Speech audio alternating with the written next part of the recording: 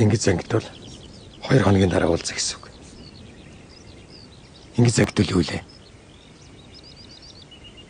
Үлээ. Бит хотлоор. Эндээ уулзах гэсэн үг шин.